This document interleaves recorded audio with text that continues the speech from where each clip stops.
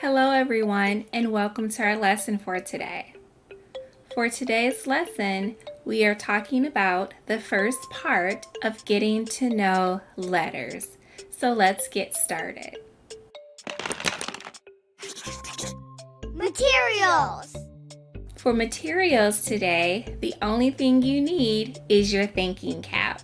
So it's time to get our brains ready. There are 2 learning targets for our lesson today. The first target says, I can follow along in a shared text or poem. And the second target says, I can identify the name and sound for the letters G and I. Read aloud. Today, we are going to listen to a poem. The title of our poem is called The Grumpy Iguana.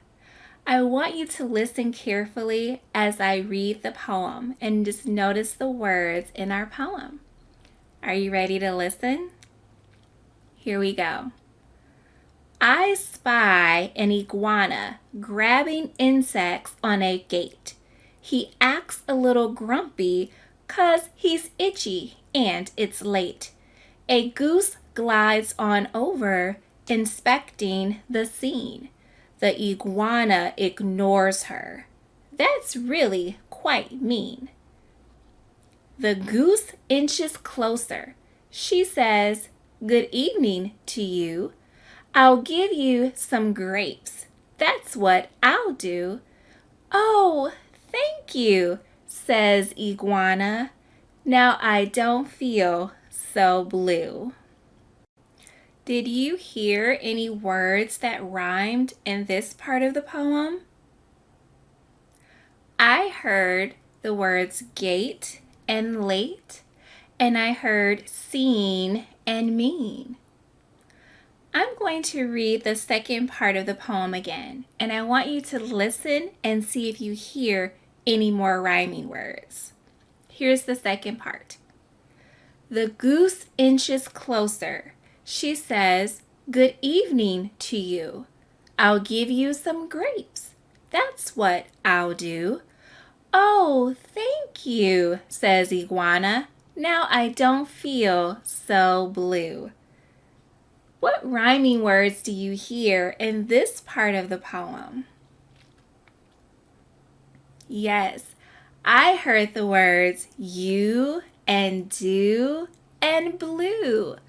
Nice rhyming. Sounds. This picture shows a goose.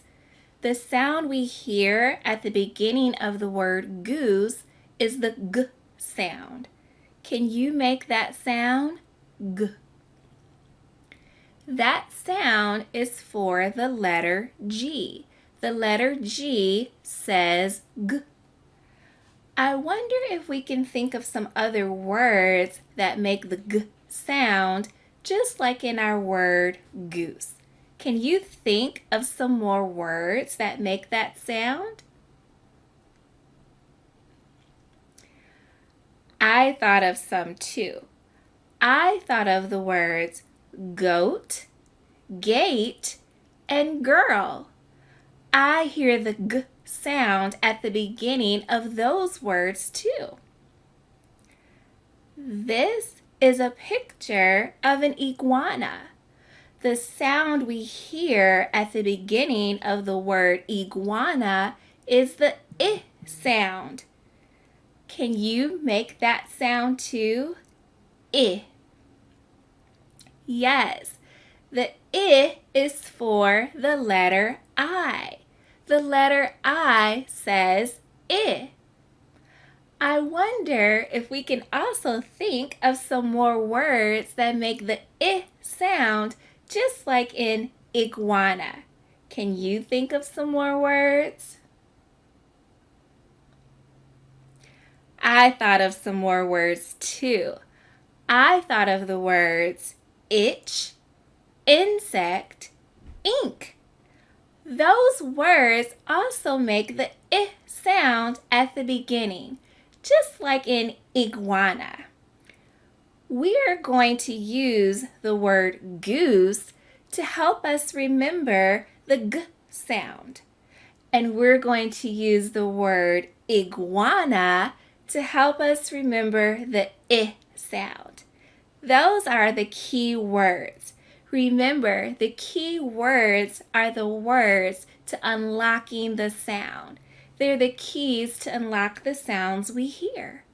Let's practice our letter sound chant with the letters G and I. I want you to repeat them after me. Ready? G, G, goose.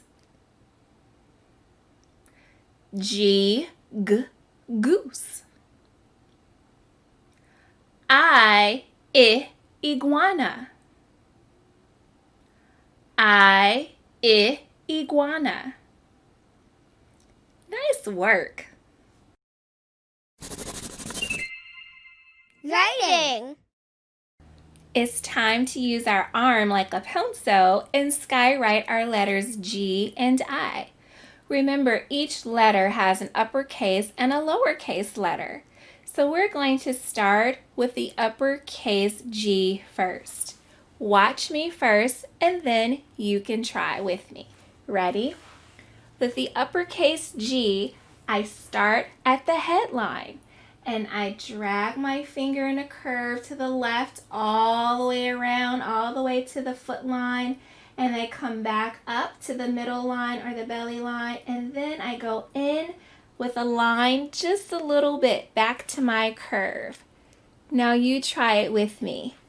Fingers up, we're starting at the headline. We curve to the left all the way around, going all the way to the foot line, coming back up to the belly line, and go in just a little bit back to our curve. And we've made our uppercase G.